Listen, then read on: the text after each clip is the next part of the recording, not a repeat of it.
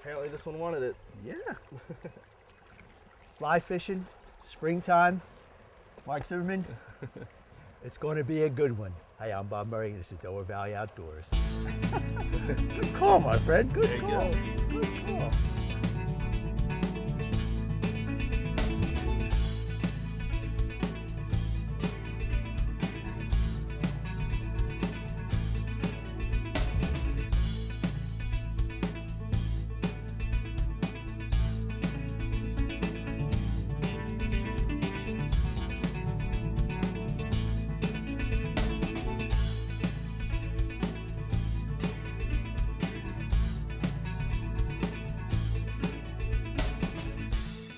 I'm here with a good trout fishing buddy this time, Mark Zimmerman.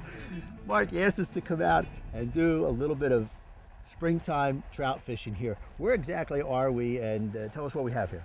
Well, we're at Evansburg State Park, and specifically we're fishing the Skipback Creek, and the state does a pretty nice job of stocking this creek in the springtime with trout.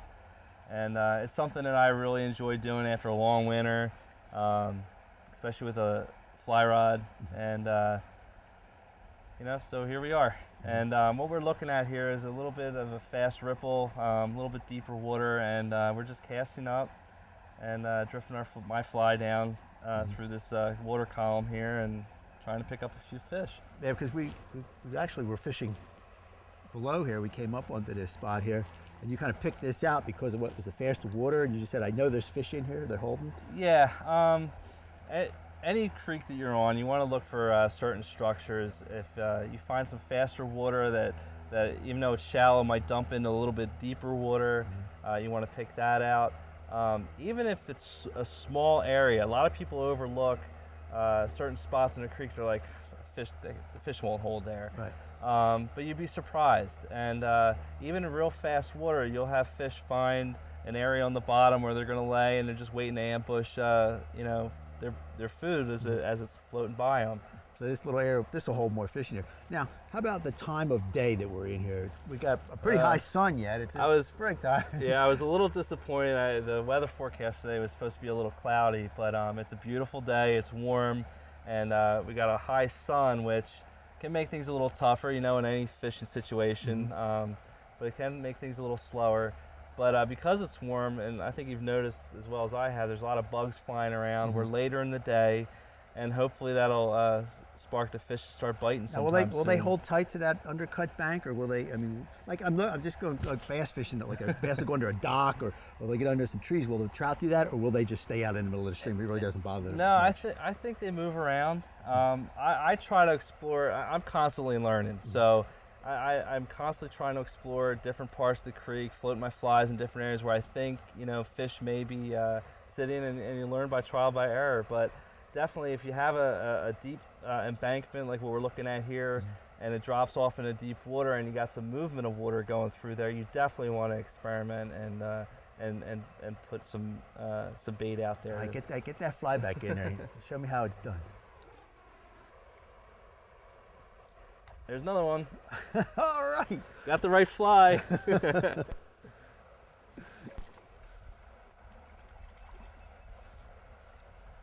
I switched over. It's actually the same color nymph I was using just a little bit ago, but this one has some hackle tied around it. So it's a feather, and it gives it a little bit of wider body, and the feather will undulate in the water. It's kind of hard to explain, but that's because it's a bigger profile. Yeah, it's a little bit bigger profile, and I've had success with it in the past, so.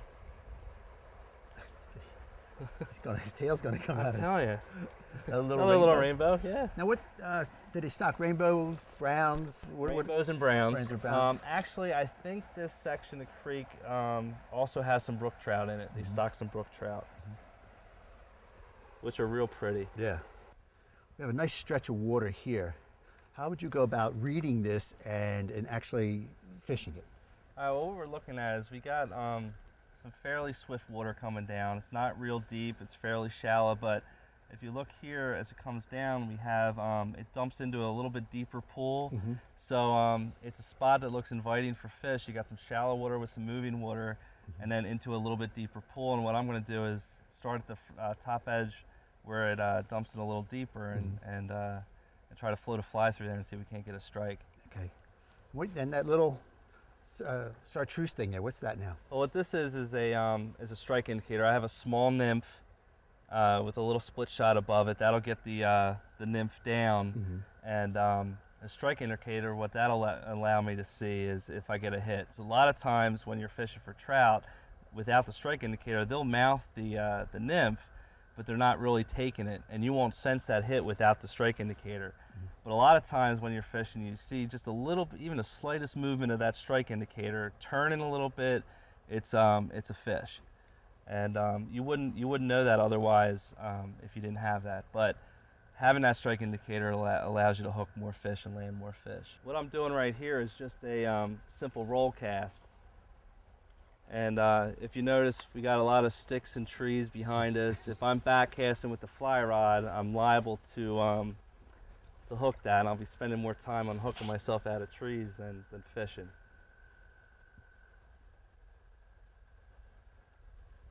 Now, how long will you work a pool? If I have a few hits, if I see some fish activity, some fish rising, or if I've actually see some fish, I've got polarized glasses on, which is helpful when you're trout fishing, because you can actually see in the water. You can see where the water might change, levels, get deeper, get shallower. Without them, you're just looking at the water because of the reflection of the sun glare, and the glare. You can't really see it.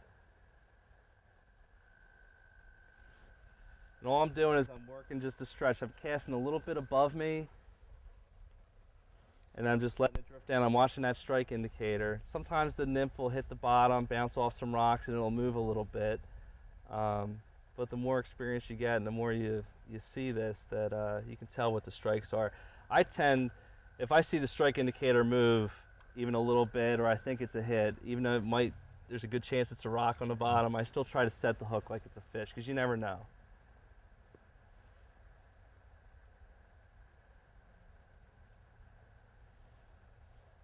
The other thing you'll notice as I'm doing this is I'm constantly mending my line. And what that means is I'm rolling it over. When you have drift coming down and I have a float, you can see how the float's getting faster than my line. Sometimes you have to mend it this way to get it caught up with it, or the other way. And what you're trying to do is prevent drag. If you're fishing, I'll just let it go down without the mend.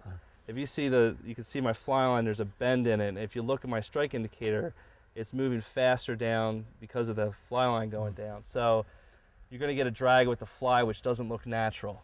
And what you're trying to do is you're trying to get that nymph just to bounce along the bottom and move as natural as possible, like it wasn't attached to a line. Right, just right. So the trout will think it's a natural, and if it's hungry, it'll strike at it.